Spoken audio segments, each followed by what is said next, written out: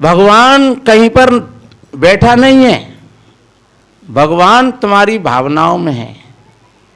और तुम्हारी भावनाओं में भी जब भगवान का उद्भव होगा, जब तुम्हारे अंदर में विवेक होगा।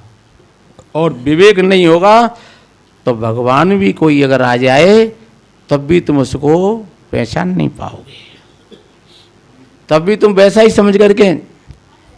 बताते हैं कोई एक बहन मंदिर में जाती पूजा करने के लिए, और बहुत पूजा करती थी, पूजा करती खूब, लेकिन बिना विवेक के पूजा भी, जब विवेक होता है नहीं, तो जहाँ विवेक होता है और विवेक के साथ में फिर जो तुम कुछ करते हो वो पूजा होती है। और अगर विवेक नहीं है तो तुम किसी मंदिर में जाकर के किसी मूर्ति पर पानी डाल आओ, या तुम बढ़िया मेवा मिष्ठानों का भोग लगाया हो, या तुम भूखे प्यासे मर ले हो, फिर भी वो पूजा नहीं है। ये बड़े ध्यान से सुनना। कबीर साहब जी ने तो कहा है, जो कुछ करूं सो पूजा, जो मैं कुछ करता हूं वो पूजा है। जहां जहां मैं जाता हूं वो परिक्रमा है। और जब बैठ करके मैं प्रणाम करता हूं तो वो दंडवत है मेरा जी। बच्चन ने कोई, क्योंकि मैं अपने अंदर में कोई द्वेष भावना नहीं रहती है, कोई राग द्वेष नहीं रहता है। तो मैं जहाँ बैठ करके प्रार्थना करता हूँ वहीं मेरी प्रार्थना स्वीकार हो जाती है। फिर कोई ये जरूरत नहीं है कि आप गिरिराज जी की परिक्रमा करके ही तभी तुमको भगवान मिलेगा। और अगर विवेक नहीं है तो तुम गिरिराज जी की परिक्रमा में भी तुमको धक्काओं के सिवाय और कुछ नहीं मिलेगा। मथुरा वृंदावन में भी धक्का मुक्की के सिवाय और कुछ नहीं मिलेगा। हाँ, लोग गाते गाते मिल जाएंगे, कीर्तन करते करते मिल जाएंगे, राधे राधे सीताराम सीताराम, लेकिन वहाँ विवेक सोया हुआ है। अगर तुम्हारा विवेक खुल जाए तो फिर तुम्हारा राम तुमसे कोई दूर थोड़ा ही है। तो वो बहन रोज पूजा करने के लिए जाती मंदिर में, पूजा करती रोज बड़ी श्रद्धा से। एक दिन ऐसा हुआ उसको सपना हो रहा था, तो कहानी है, सपना हो रहा तो भगवान आए गए सपने में, क्योंकि भावना जैसी होती ना है वैसा ही सपना होता है। काफ़ी बहन भैया कहते हैं महाराज हमें तो बड़े बुरे बुरे सपने आते हैं। तो बुरे बुरे सपने इसलिए आते हैं कि तुम बुरा बुरा चिंतन भी करते हो, इसलिए जब बुरा बुरा चिंतन करते हो तो बुरे बुरे सपने आते हैं वैसे ही। क्योंकि सपना जागृत का ही एक प्रतिबिंब है, सपना कोई और नहीं है। हमें अमेरिका का सपना कभी नहीं आता है, क्योंकि वो देखा ही नहीं है। जो कभी तुमने नहीं देखा है वो सपना नहीं आएगा। इसलिए देखा हुआ, सुना हुआ, भोगा हुआ, ये 3 प्रकार के सपने होते हैं। तो बताते वो बहन सपने में देख रही, क्योंकि उसकी भावना में ये बात थी। तो भगवान कह रहे कि मैं सवेरे तेरे घर पर आऊँगा। और एकदम बाकी आंखें खुली तो बड़ी खुशी भई कि आज तो भगवान आएंगे मेरे घर पर। उसने सवेरे ही अपने घर को खूब बढ़िया झाड़ बुहार करके और बढ़िया अच्छे पकवान बनाए, मेवा मिष्ठान बनाए बढ़िया अच्छे, आज भगवान आएंगे, बड़ी खुशी। सवेरे ही और एक बड़ो बूढ़ो डोकरा दरवाजे पर आया और उसने कहा बेटा बेटा भूख लग रही है, कछु खावे को दे दे। तो उसका तो मुंह लटक गया। मैंने अपने भगवान को पकवान बनाए, तो उन्होंने जी बुड्ढा कहाँ थे मरिया सवेरे सवेरे। हाँ अब बताओ भगवान को बनाए हो जाए खवाए दे हो।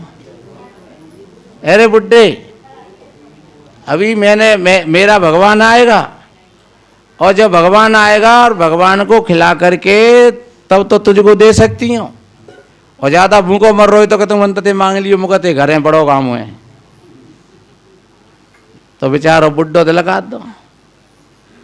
थोड़ी देर बाद एक और बेचारा कोई मांगने के लिए आ गया, और बेचारा अपंग था, चला नहीं जा रहा था, परेशान भी था, थोड़ी सर्दी सी लग रही। आकर के कहा बहन जी कुछ खाने के लिए हो तो दे दो। बहन जी सर्दी लग रही है, कोई एक आध कपड़ा फटा पुराना पड़ा हो तो दे दो। बोले आज जाने आने कहाँ कहाँ से लोग आ रहे हैं, और भगवान के लिए मैंने सब कुछ तैयार किया है, मैं भगवान की प्रतीक्षा में हूँ, जा जा जा गांव में से और मांग लेना। सो वो बेचारा ललकार दिया। थोड़ी देर बाद एक 12-13 साल की कोई बच्ची आई और बेचारे मैले कुचले से कपड़ा पहने और आकर के उसके बाल वैसे ही मैले कुचले से हो रहे, और उसने कहा करके माताजी हमें भूख लग रही है। बोले भूख लग रही है तो जहीं ठेका है तेरा, भूख लग रही है, आज मेरे घर पर तो भगवान आएंगे, जा जा और कहीं दूसरे घर से मांग लेना। उस लड़की को भी फटकार दिया। अब प्रतीक्षा करती रही, शाम हो गई, कोई नहीं आया। शाम हो गई तो फिर रात को जय सोच में सो गई कि भैया मुझे तो यूँ लगते है दुनिया झूठी है, सब भगवान झूठो ही है। हैं बताओ, वादा करके भगवान नहीं आयो। अरे एक साधारण आदमी कह देता है तो वो अपने फर्ज की पूर्ति करता है, और बताओ भगवान हो करके और कह करके कि मैं कल आऊँगा और फिर भी नहीं आया। तो वो फिर सो गई। तो फिर सपने में भगवान आ गए। भाई सपने में भगवान दिख रहे, कहने लगी भगवान तुम आ गए? कि हाँ मैं आ गया बेटा। कि तुम बहुत बड़े झूठा आदमी हो। कि क्यों भैया? मैंने कितने बढ़िया बढ़िया मिष्ठान बना करके रखे, बढ़िया बढ़िया मिठाई बना करके रखी, बढ़िया भोजन बना करके रखा, और तुम कल बोल दिया था कि मैं कल आऊँगा, लेकिन तुम तो नहीं आए, तुम कैसे झूठा आदमी हो? तब भगवान ने कहा कि मैं आया तो सही, लेकिन तेरा विवेक सोया हुआ था। मैं पहले बुजुर्ग के रूप में आया था, दूसरे उस भिखारी के रूप में आया था, तीसरे उस कन्या के रूप में आया था, लेकिन तेरा विवेक सोया हुआ था, तेरे पास में पकड़ नहीं थी। इसलिए तुम जैसे अंधे भक्तों के लिए, अंधे भक्तों से तो मैं बहुत दूर हो जाता हूँ। भगवान की परिभाषा क्या है? भूखों को तुम भोजन देना, प्यासे को नीर पिलाना जी, और दुखियों पर तुम करुणा करना, परोपकार कमाना जी। दुखियों पर तुम करुणा करना, परोपकार कमाना जी। इसलिए मेरे बहन भाइयों, ऐसा भगवान और परमात्मा कोई कहीं पर नहीं बैठा है जो आकर के और तुम्हारे दुख संकटों को हाल से नहीं मिट जाए। हाँ, अगर आपके अंदर में विवेक आपका जगा हुआ है, आपकी भावना पवित्र है, आपके अंदर में श्रद्धा का आपका द्वार खुला हुआ है, तो आपके भीतर से जो भगवतीय गुण हैं उनका उद्भव होगा। दया है, क्षमा है, संतोष है। और सब शास्त्र कहते हैं इस बात को। चाहे आप गीता को पूछ लो, फिर चाहे आप गौतम बुद्ध को पूछ लो। गौतम बुद्ध नाम कुछ भी दें, लेकिन वो भी कहेंगे कि भैया ये हमारी सीख है, ये हमारी शिक्षा है, ये हमारी सलाह है। आप दया, धर्म और भूखों को भोजन और दुखियों की मदद करना। सदगुरु कबीर कहते हैं, सांच बराबर तप नहीं, झूठ बराबर पाप, और जाके हृदय सांचे ताके हृदय आप अपने विवेक को जगाइए। जब विवेक जगे जाएगा तो आपका भगवान परमात्मा, बाहर की दृष्टि से हम देखें तो हमारा घर एक मंदिर है। घर को मंदिर बना करके रखना। घर में जितने सदस्य हैं उनको छोटे बड़े देवी देवता के रूप में मानना। आपके चाहे सास ससुर हैं, चाहे आपकी जेठ जेठानी है, चाहे आपके देवर देवरानी हैं, चाहे आपके बच्ची बच्चा हैं, सबको देवी देवता के रूप में देखना। क्योंकि देवी देवता का मतलब होता है कि जो देता है उसको कहते हैं देवता। देवता तो हमें ये प्रकृति बहुत कुछ देती है। देखिए ये ब्रह्मांड हमको क्या क्या दे रहा है। हवा दे रहा है, भोजन दे रहा है, पानी दे रहा है।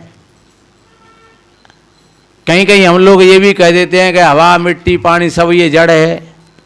हाँ जड़ है, पर वास्तव में जब प्यास लगे एकदम जगजगा करके और भी तो धूप पड़ रही हो और फिर कोई कहेगा पानी चाहिए भैया पानी लाओ, और फिर कही जाए कि पानी से क्या करे, वो पानी तो जड़ है, तो जो कहेगा भैया है तो जड़ ही, पर बाकी बिना जीवन तो नहीं चलेगा। इसलिए हमें पानी बहुत कुछ देता है, क्योंकि हमारा शरीर पानी से बना हुआ है। हमें पृथ्वी बहुत कुछ देती है, क्योंकि हमारा शरीर ये पृथ्वी से बना हुआ है। हमें हवा बहुत कुछ देती है, पैसा तो ना लेते हवा तुम पैदे हैं, और जब ज़्यादा कमी पड़ जाते हैं तो फिर हॉस्पिटल में जाते हैं कि भैया ऑक्सीजन की कमी पड़ रही है, तो वहाँ तुम्हें पैसा नहीं मिलेगी। वह जो प्रकृति पैसा नहीं लेती है, जो तुम्हें सेहत में दे रही है, वैसे कितनी बढ़िया हमें अच्छी अच्छी चीज़ें हमें फ्री में मिल रही हैं। ये हवा फ्री में मिल रही है, आग फ्री में मिल रही है, और भोजन पानी जितनी व्यवस्थाएं ये समाज प्रकृति दे रही है, तो वो देवता हो गई नहीं हो गई? तो प्रकृति देवता हो गई। दूसरे तुम्हारे माता पिता देवता हैं, क्योंकि उन्होंने ये शरीर दिया है। माता पिता अगर नहीं होते तो फिर ये शरीर कहाँ से आता? तो माता पिता देवता हो गए नहीं हो गए? तो माता पिता देवता हैं। अच्छा, पत्नी आई गई तो पत्नी देवी है, वो बहुत कुछ देती है तुम्हारे हर कदम के साथ और साथ निभाती है, तो पत्नी बहुत कुछ देती है, तो देवी हो गई कि नहीं हो गई? और पति बहुत कुछ देता है, पति इतना देता है, बेटा जब बच्चा रख ले, पति इतना देता है कि शायद कोई वो सोचती है कि कभी किसी चीज़ की कोई जरूरत पड़ती है तो बढ़िया आदमी है, तो वो चाहे कुछ भी करे लेकिन उसके उस सम्मान की रक्षा करेगा, पत्नी के सम्मान की रक्षा करेगा। तो पति देवता हो गया, पति के लिए पत्नी देवी हो गई और पत्नी के लिए पति देवता हो गया। फिर घर के सदस्य भी तुम्हें देते हैं। अच्छा, एक बात बताएं, आप सोचेंगे तो बच्चा का देते हैं? बच्चा भी तुमको देते हैं। बच्चा तुमको कितना आनंद देते हैं। कोई बड़े बूढ़े हों बिन के बच्चा हो घर में, तो चाहे कितने हुए परेशान है रहे हों, बाहर से आए और बच्चाओं को खेलता हुआ देख करके और उनकी हरारत दूर रह जाती है। और खेलता हुआ बच्चों को तुम नहीं खिलाते हैं, बच्चे को तो सिर्फ माँ खिलाती है, और बाकी के तो सब लोग बच्चाओं से खेलते हैं।